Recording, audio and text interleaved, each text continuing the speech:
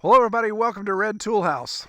Today we are answering some of your questions and addressing some of the comments. Y'all have been naughty. Well, it seems like I get comments constantly asking for more video of the pigs. So here's the three guys. Here's our three boars. We're in the boar pasture, and you can kind of see how much they've gone through this pasture area already. So this is a woodlot area that we're clearing out. It's now time to come back and release some of these trees. Like we got these little beech trees and things that we're going to release, get the saplings down and let them finish them off, because they've started to uproot some of the smaller saplings and get into them. So for those of you needing a pig fix, here you go. Here's the three boars, and we still have little Red here, who's got Napoleon syndrome. He thinks he's the biggest one of the bunch, even though he's the smallest.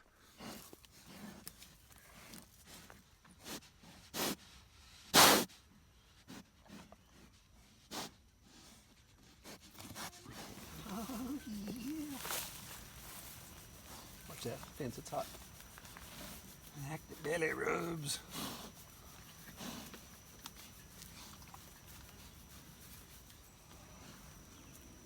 You guys have a cool evening.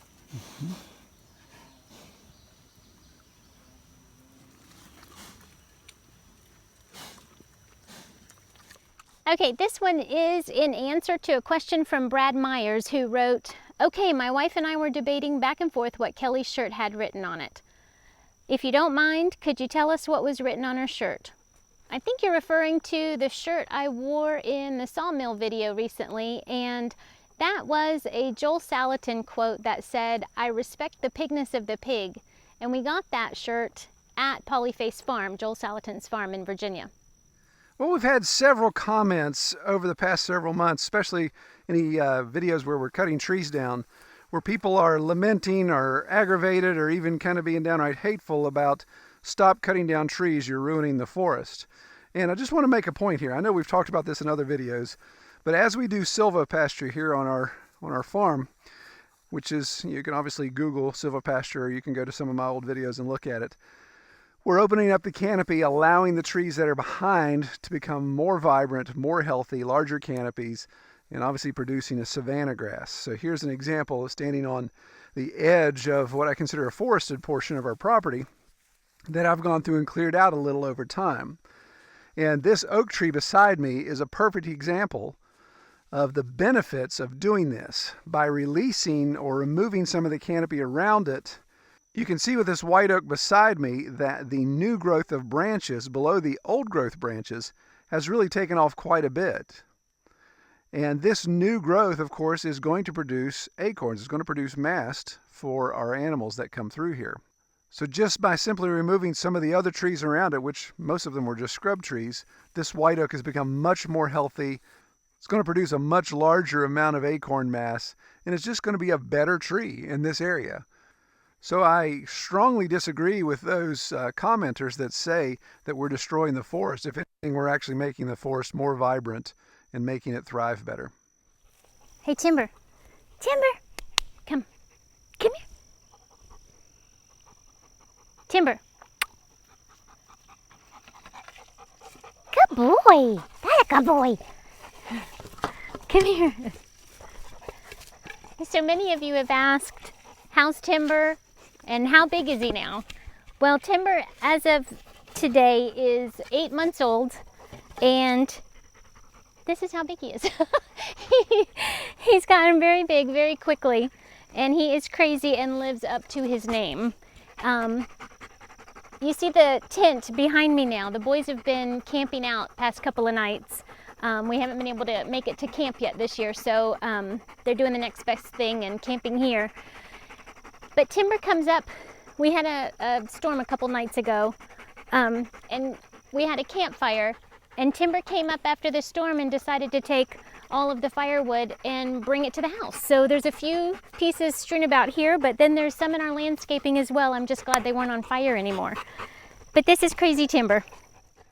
Well, we got a lot of comments on our slab road that we created. We did a video of that just recently, using our sawmill slabs to fill in a really bad low spot here. There are a lot of comments, a lot of criticisms But interesting, the point I want to make about all this is I didn't realize the history behind this concept. To me, Slab Road, my grandpa did it when he had a sawmill and those type of things, but I didn't realize it had such a historical significance, and it's called a corduroy road, according to what you guys commented. Seems to be more of a practice out west, more so than here in this area, but it's pretty neat. I started doing some research on it. It was neat to find out just how many roads were built like that. I think one or two of you commented either living in Alaska or been in Alaska for a while about how common it was up there, and some of those roads have been in place for decades. Now, I'm happy to report that we are probably going to get our excavator in here within the next month, depending on how pork sales go here in the next couple weeks, and be able to dredge this ditch out better, get it draining better, and then from what I've discovered and what you guys have commented, we'll actually put that dirt and we'll just bury this. Just bury these slabs. I'm not planning on coming in and trying to dig anything out of the slab, so hopefully that won't bite me in the rear end at some point, but it's held up pretty well so far. So we've had a question about our guineas. We brought home 6 guineas a while back from Rural King. Just a spur of the moment purchase, and we're interested in having guineas here on the farm. However, we had a tough time getting them to go into the coop at night. And if they did go into the coop at night, we're assuming that they must have flown out a couple at a time. They would stick together in groups, but they eventually were just picked off one by one until they were all gone. So it was over probably a 4-month period, but we ended up losing every one of them. And we think that the predator was owls. We've got quite a few owls in our area that we hear on a regular basis, and it was an aerial predator, so we're pretty certain that it was owls that took them out. Troy had found on numerous occasions piles of feathers at the base of large trees. Now the real question is, can I step under this hot wire without getting shocked? Limbo! All right, so we've been doing a series on our pig water where we put rain catchment on our farrowing barn and a big tank, and then just recently built our trough. And I've had several people comment different things about that, and we've got some other things we'll address. But one comment that stuck out to me was a gentleman gave an example of his grandpa using, I think used dynamite or used some heavy equipment and dredged out his creek on his farm and made a really large hole for his pigs and his livestock to be able to come down and get water from. And actually we did that about 4 years ago. I had a big rubber-tired front-loader backhoe and was raising this road over here. So I was reaching down in the creek and grabbing a lot of the creek stone and putting it in the road to get the road elevation up. And decided right here in this spot where I'm standing, I want to dig a hole as deep as I can possibly dig it. That way, this is the north pasture the pigs have access to. They'll be able to come down and drink and play around and do all that kind of stuff. And it actually worked for a while, but then we had a real heavy rainstorm and it filled in. And then over a series of multiple rainstorms, then it's completely graveled in here. So that's West Virginia. West Virginia is on the move because it's always moving downhill. So our valley and the floods cause this to all fill in. So there's about 6 feet of really good sand and rock fill here that I could access if I get another piece of equipment in. So that's why that didn't work for us. Okay, so seems like every time I load a log onto the sawmill in a video, I get a lot of comments about, Troy, why don't you have pallet forks for your tractor? Or why don't you have a grapple for your tractor? Things would be so much easier. You ought to get one of those. And to that I say, absolutely. And in fact, I'm going to post my address below. If you would like to ship me a grapple or some pallet forks, I will gladly mention your name in the next video as we put those on. No, in all seriousness, my Coyote, my 2004 Coyote is not a quick attach. So I cannot just simply buy those attachments and put it on there. Even a quick attach conversion, obviously would require a lot of welding, but then I negate the use of my bucket. The shape that my bucket is in doesn't allow the typical quick attach adapters to fit without some serious modification. So I'd need to go to a quick attach bucket. So I need the adapter, the bucket, and the pallet forks to actually use pallet forks. With the Grapple, obviously adds another interesting level. I'd have to do the quick attach adapter, quick attach bucket, and then the Grapple, and then of course I'd have to add the third line, the hydraulics, to be able to operate the Grapple, which again, those are kits you can do. It is something we could put on the Coyote. It's just a lot of time and a ton of money to be able to do that. So again, if you guys want to contribute to the Put a Grapple on Troy's Tractor Fund, by all means, please do so. The next one is in response to someone who posted, I just want to see the video where Kelly catches you putting those nasty britches in the washing machine and you try explaining the Homestead is producing treasure to her. LOL. So I was just as shocked as you are when I saw those pictures in that video of those wonderful Luigi Pants. Luigi Pants? Oh. And so my very first question was, how'd you get them clean? But I was comforted in the fact that I know he doesn't know how to use the washing machine, so there wasn't going to be a problem there. Ooh, that's a burn. Yes, indeed. Well, when your washing machine is like a spaceship and it requires a control panel this big to operate it. So no,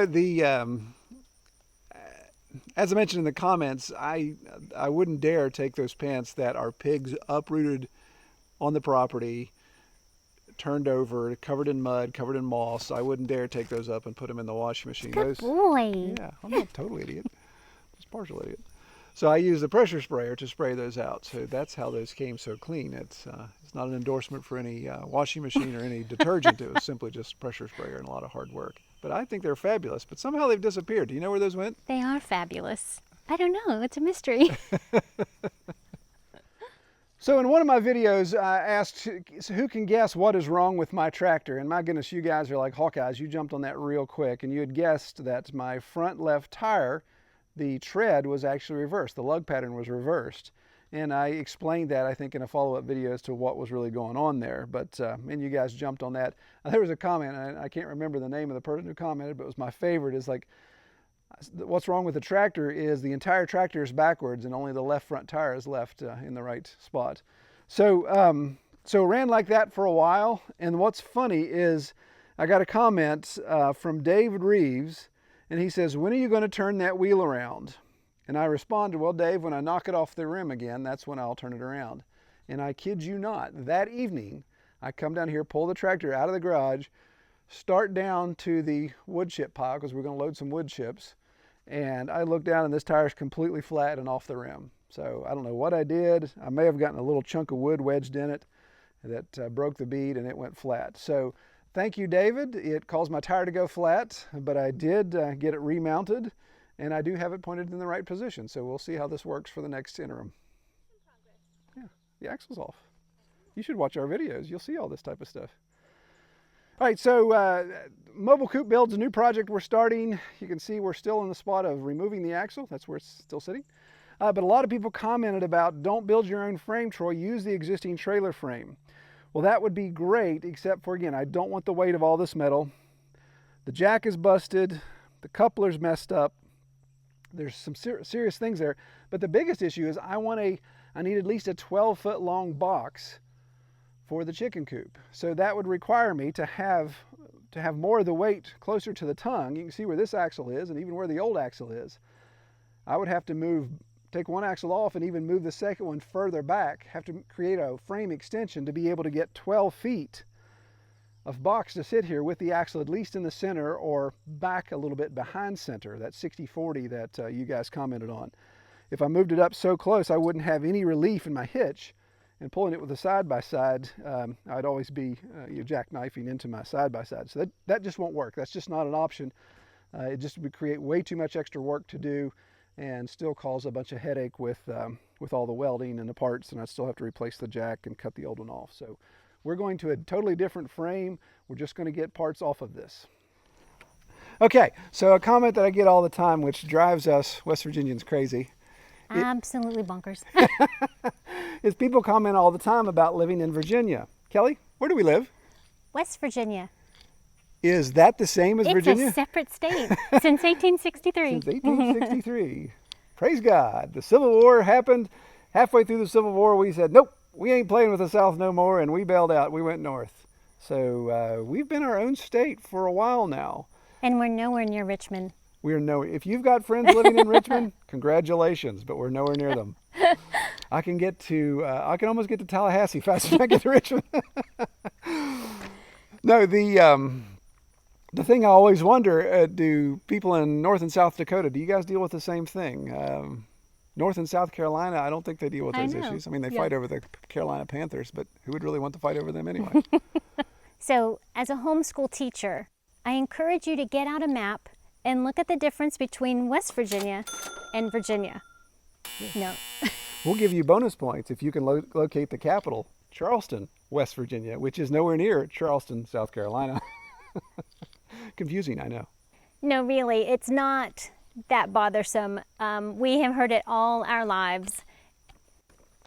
Every person who lives in West Virginia has heard, oh, I've got relatives in Richmond. Mm-hmm. Yeah. So they do think that when we say West Virginia, we're just meaning a part of Virginia. So we just wanted to make that clear. So one of our most popular videos is where we talk about how we got our land and how we were able to get such a good deal on it with the due diligence we did. And it was funny. I mean, that video is almost 3-4 years old, and a guy just commented on the other day, and he's like, oh yeah, if you want to live in a crap place like Virginia or Alabama. And I'm like, yeah, you tell him, buddy. Because we don't live in Virginia. So, I thought that was funny. Here by the swimming pool for the pigs.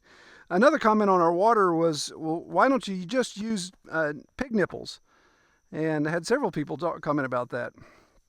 And I want to keep this channel PG, so we're not going to talk about pig nipples too much. No, with pig nipples, we haven't tried those yet. I actually have some. I ordered some a long time ago to mess around with.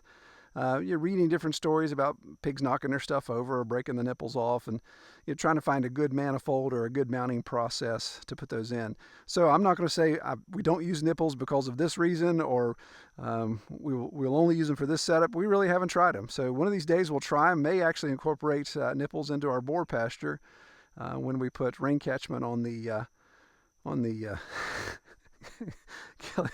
Stop laughing at me behind camera. I can't talk when you're laughing at me.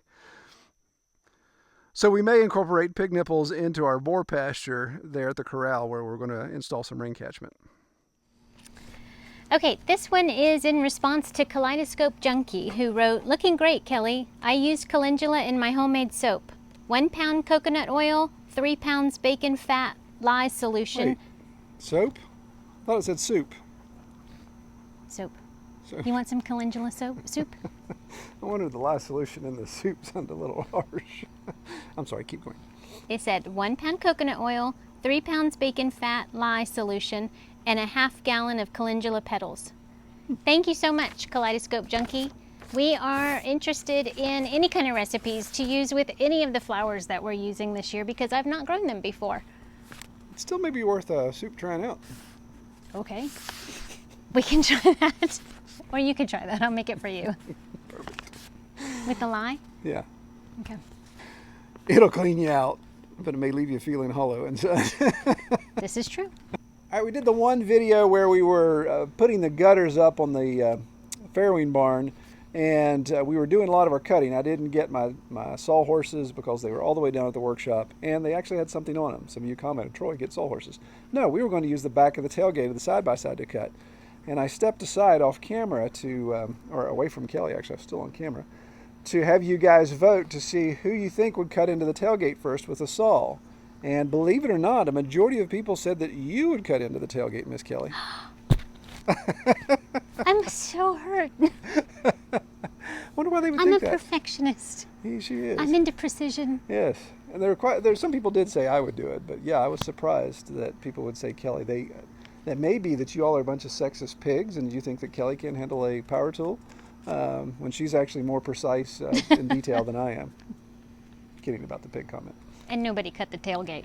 Yes, so it was a win-win because we didn't damage any of our property.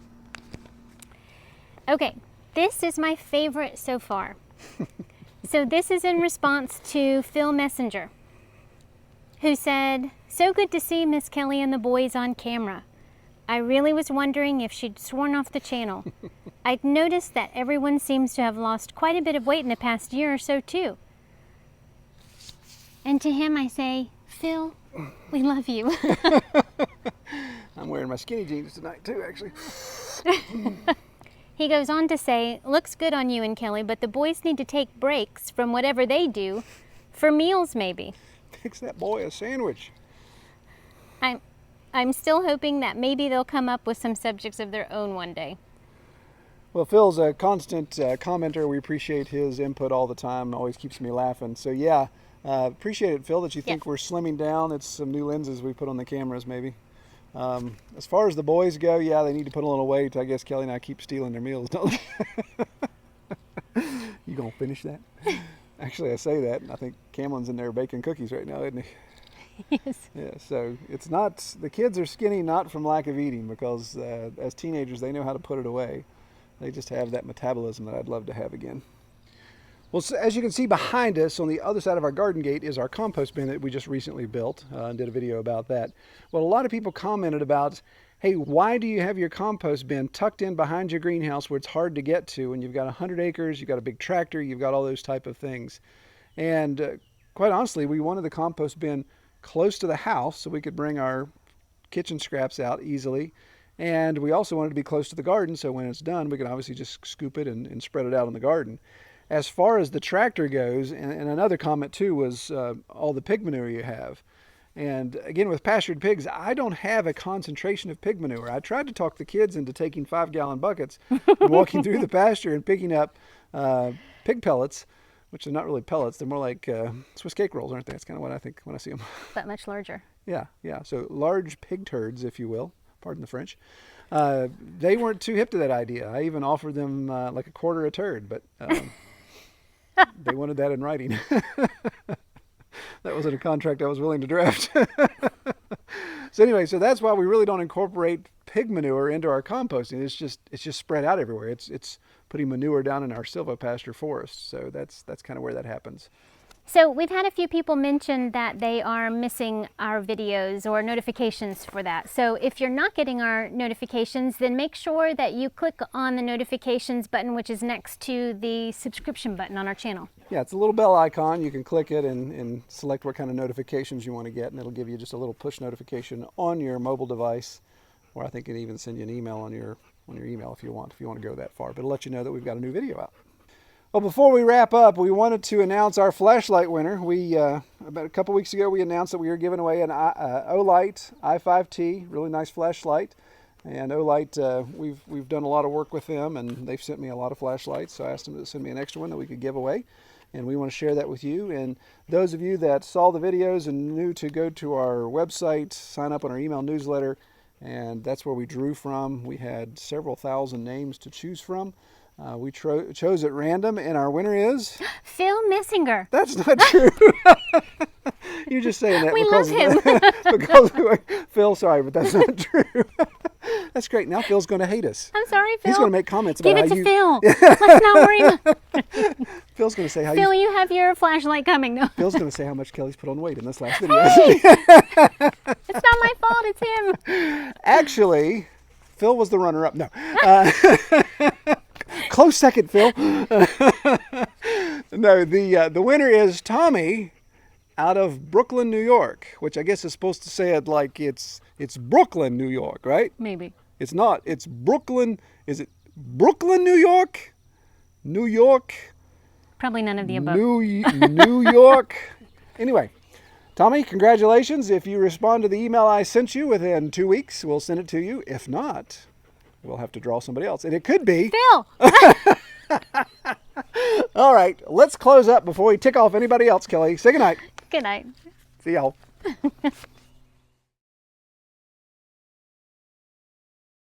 Questions and some of the comments that we've received. The dog just threw up on my shoe. Let's do that again. No, that's close. All right, step a little closer. Okay, and then lean in. Wet your lips. Yeah, so Kelly's always been jealous with my attire. Yeah. So she's always been trying to get into my pants too. So. Nice. This is a PG show, right? It is a PG show. We'll cut that part out. Yes. Slobber lips. Timber. Timber. Some wet lips. Come here. Come here. Come here. Good boy. Good boy. Ready? Sit. Ready? Sit. Ready? Look. Sit. Look. Sit. Timmy, look. Look at the paper. Are you taking pictures? You getting pictures like him? Yes. He's eating me. No. Let's see what you